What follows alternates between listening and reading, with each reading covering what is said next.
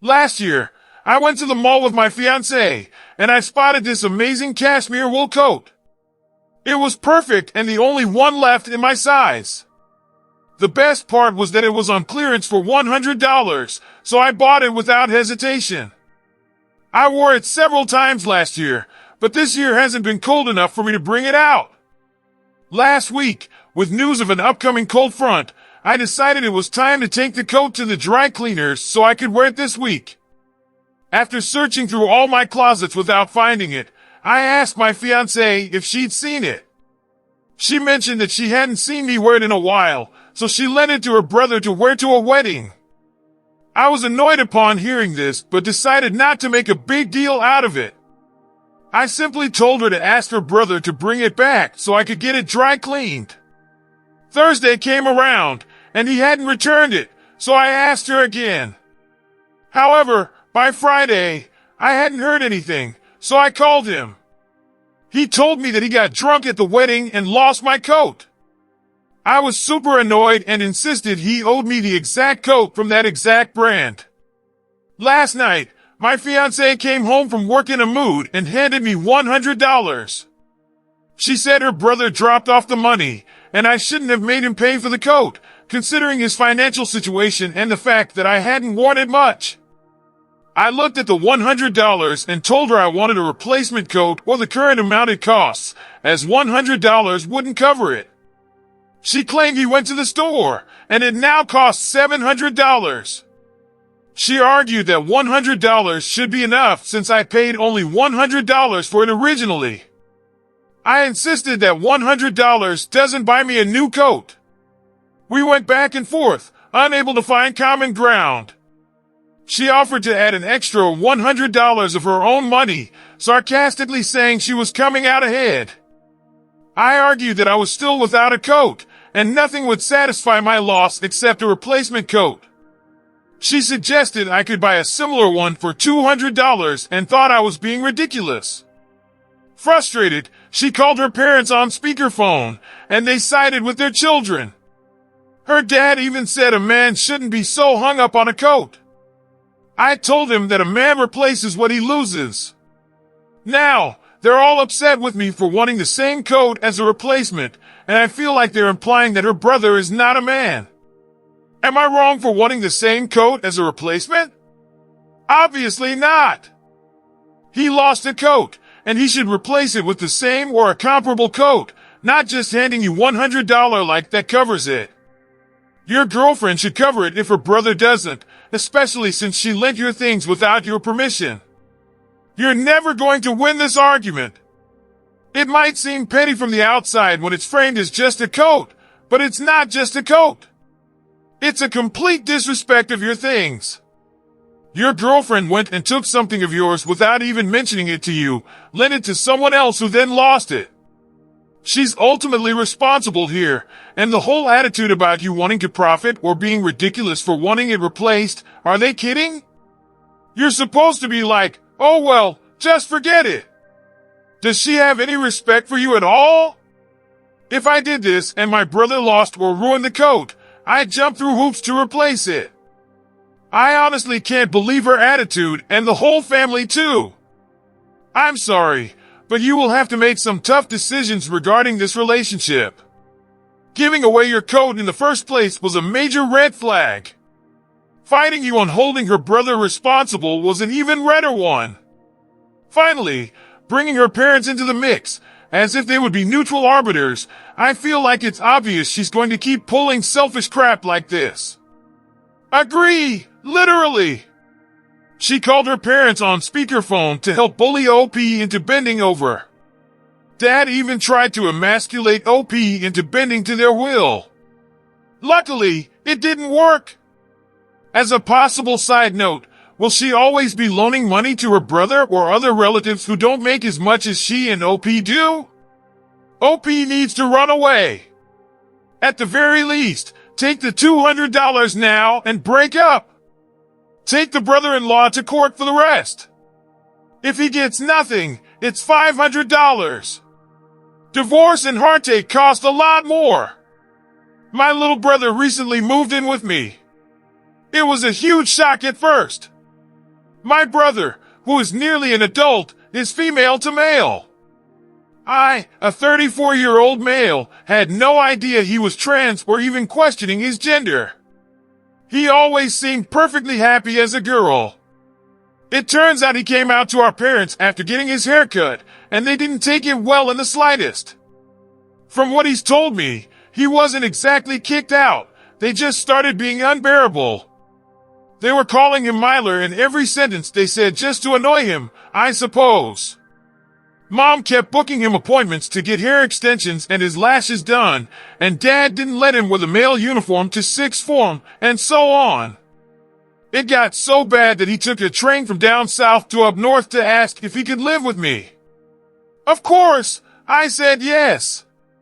The house is big enough to have him live there.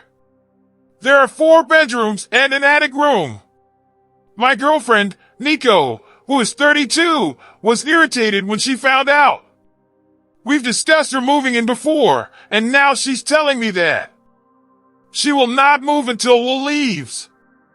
I've explained to her that Will isn't a child we'd have to constantly supervise, that if anything, he's the one making the place more livable. He's very insistent on adding onto the home decor and so on, as well as being better than me at cleaning, and that the house is large enough to still have privacy even with him around. Nico has argued that it's not truly ours if Will is always there, that we won't be able to start trying to conceive, that she's not willing to live with a hormonal and rebellious teenager, and that she's just flat out uncomfortable with Will being near her and living with her and her son tween in the same home. Ultimately, I've told her that my loyalties lie with my baby brother who's homeless and vulnerable, unlike the grown woman with a good-paying job in a home of her own. She's called my mom up to complain about it, and she said that I was in the wrong for prioritizing Will, and Will himself said that he doesn't want to be causing problems in my relationship. Not the idiot. I love that you're protecting your brother. I have to say I'm somewhat confused that your girlfriend has a younger child to look after and expects you to welcome that child but can't extend the same to your own brother. And then goes running to your unaccepting parents to make you toe the line. Sure, she doesn't have to want to live with someone, but oh boy, being this rude to turn down a teen struggling at home for seemingly no reason, then call your mom, someone your brother has a contentious relationship with. The lack of compassion here should be a huge red flag. Just imagine how she will react if your future children are not what she considers normal. At least she shows you her true colors before she moves in or you marry. Honestly, it sounds like a reevaluation of the relationship is in order. This is a wonderful thing you're doing for your bro, for the right reasons. This treatment your girlfriend is giving is ringing major red flags to me, especially with her already dragging your parents even more into this to pressure you. I understand she may be frustrated with such a big change of plans, but this is not the proper reaction from her. I had 2 weekends a month of custody of my kids, not that I didn't fight for equal custody, but I lost. I decided to give up custody of my kids because I was bleeding money. I was paying a lot of money on rent, and coupled with child support, it wasn't sustainable for me in the long run. I gave up the rest of the physical custody. It did increase my child support by 10%, but that was way below what I was paying for rent. I moved into my parents' basement to save some money. That's when the tide started turning in my favor. One of my coworkers, let's call him Richard, wanted a cheap place to rent. And I convinced my parents to let him rent their basement and let me stay in my childhood bedroom, aka a new gym room. It wasn't easy and a lot to ask, but I was able to show a somewhat concrete financial plan for 2 years. Richard, now my best friend, rented my parents' basement, and I lived with my parents and in my old room. My parents sacrificed to let me stay for 2 years. I saved a lot of money by not spending on anything other than food. I didn't buy any clothes, not even underwear, never went on a vacation, and never went anywhere that would require any kind of money. I wasn't able to qualify for a mortgage because of child support obligations. So I took my savings, and my parents combined it with rent money from my coworker to put a down payment on a house. I've lived in that house for 6 years now. I rent it from my parents because they take normal rent from me and pay the mortgage, and the rest goes into a fund for me. I got a roommate too, so technically I live for free. This has helped me save a lot of money. My parents are still renting their basement as they felt lonely after Richard left. Richard also bought a house in my neighborhood. All in all, life was difficult, but now it's good. I've saved a lot of money, and I'm planning a comfortable retirement. So, after 6 years, I finally have discretionary money to spend. I took a week off from work last year and traveled with my girlfriend, and I flaunted it on social media. My ex-wife suddenly started texting me that I was a deadbeat. I never missed a child support payment and selfish, as I should have taken the kids on vacation when I gave up custody. I would have to beg her to let me talk to my kids. I remember the day when she asked for more money and refused to let me talk to my kids if I didn't give her. That was the last day I ever contacted her or my kids. So, I didn't think she would have let me take the kids on vacation. I wrote about my journey to show that it wasn't easy to reach the place I am now, but I made it by sacrifice on my part and my parents' part. I have a house and money that I earned for myself. I should be able to flaunt it and enjoy it as I please. Am I the idiot? You are the idiot. She won't let me talk to my kids is like the deadbeat dad motto. If you kept custody like a decent person, she legally could not keep you from them, but you gave up custody and blamed her for your predicament. Yeah, this doesn't even make sense. What was the point of fighting for custody if you were just going to throw away your time anyway? If you were given every other weekend, you had secured access to your kid. It makes no sense for you to have thrown that away. Have you saved any money towards your kid's future? Or is that based on your ex letting you see them? And while congratulations on rebuilding your life, are you suspiciously vague as to why you split with your ex? It is Richard's money and your parents' generosity that rebuilt you, not your hard work. Not the idiot for going on holiday and posting on social media, as that was the question. You are, however, a massive idiot for abandoning your kids. You had custody for 2 weekends a month, which you gave up. Why couldn't you continue seeing your kids while living with your parents? Your ex is right. You are a deadbeat father. Even though you pay your child support every month, you chose not to contact your kids for 6 damn years. The worst part is you're so damn proud of this. I really hope your ex is remarried, and they call her husband Dad. My husband and I live right next door to his friend Tim and Tim's wife, Jonah. I have a preschooler son and an infant daughter. Tim and Jonah have a kindergartner and an infant boy. My labor went a lot smoother than hers did. She ended up needing an emergency hysterectomy as she was bleeding out on the delivery bed.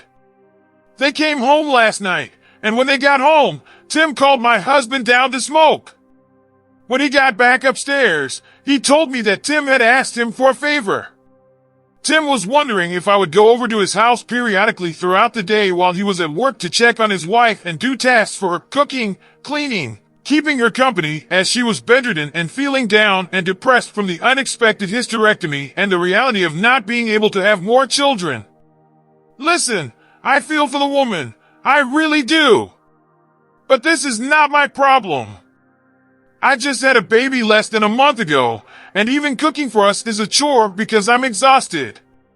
My husband said repeatedly, "It's okay if you say no. I'm sure they would understand. But, it would be nice if you did this for them because I'm sure she could really use the company." I know I'm being selfish, but I don't care if she could use the company, and I feel backed into a corner and manipulated with wordplay. It's okay if you say no, but you should just say yes, so much so that I'm getting really angry that this is even being asked of me. I asked my husband why he or his buddy would immediately think I would be available to do this, considering I just had my baby and I'm also taking care of our older kid. He said, "I understand that, but you're already up and doing things, and she can't even do that because she's bedridden. So she can't even make her kid food or anything. Anyway, I told him no. I told them I had a bad taste in my mouth about them attempting to back me into a corner for a yes answer with their guilt trips. And if she was incapable of doing anything, Tim needed to step it up. Either A, take time off from work, or B, start meal prepping and call someone else to come into his home to do everything else. My husband and Tim work at the same job, and they were both given 4 days off when we went into labor, so he had time to try and figure this out. But instead, he just tried pawning it off on me, thinking I would say yes. My husband said he doesn't blame me for saying no, but my attitude on it has caused tension between him and Tim because I'm acting heartless. Am I the idiot for not caring that Jonah needs help and telling them that it's not my problem? Edit. I just want to add that I've met this woman twice for at most 15 minutes each time. My husband has only met her maybe 3 times. He only just started hanging out with Tim 4 months ago after he started working with him. Their friendship grew quickly because we coincidentally moved beside them a month after they met. Absolutely not the idiot. You're weak postpartum. People should be bringing you meals. Tell your husband and his friend to hire a caretaker. Go to a church. My church offers services like this for people in need. Or someone can take time off work. I hate when people feel the need to be charitable with other people's resources. They both get to feel great about helping her out while you're still bleeding and postpartum, having to take on other household chores. They could have spent that smoking time batch cooking meals, cleaning the house, etc. Tell both able-bodied men to do the chores if they feel so charitable. The dad needs to step up and batch cook, etc. for his family, pack a lunch for his wife and toddler each morning, etc. Any outside help, not from OPE, is a bonus. They basically voluntold you to do this. This isn't your problem, responsibility, or business. I feel for Jonah, but she married an idiot. How about you buy less smoke and buy more food you can cook for your damn wife? Just because you live next to them doesn't mean anything. Next time they're having a meeting of the minds while smoking, tell him to go clean his buddy's home. Damn, these guys suck. Best to you and your little one, but I feel like there's way more of this headed your way. I am very, very frustrated. My son has been married to my daughter-in-law for 3 years now. I've always made extra dishes that didn't include meat to accommodate her, no matter how much of a pain it was. I always made sure she had options to eat when I hosted or when she was over. She is vegetarian, and at one point, tried to go vegan. My son and she never hosted due to living in a small apartment, but that changed as they just bought a home. They're having dinner this week, and I called to remind her that I'm allergic to nuts. She then informed me that she didn't have time and told me to bring my own food. She explained that she cooks a lot with different nuts and can't adjust her menu. This is where I might be a jerk. I told her I wouldn't be going, and neither would my husband. I've accommodated her for years, and I've never made her bring her food. This started an argument where she thought I was being unreasonable. My husband is on my side, but she and my son are very upset. Not the idiot. Allergies are not food critiques. You can die from a bad reaction. The fact that you were accommodating her dietary requests, and then she is completely dismissive of your actual needs is absurd. Definitely don't go to dinner when the chef is blasé about trying to harm you. You accommodated her even when her accommodation wasn't necessary and dependent on the nut allergy. You could just die being around them. The utter disregard for someone's safety is wild to me. Nuts aren't even used as the main ingredients of most foods, so not subbing out is wild to me. The idea that she can't change the menu because of a significant allergy is giving off the vibe that she did this intentionally.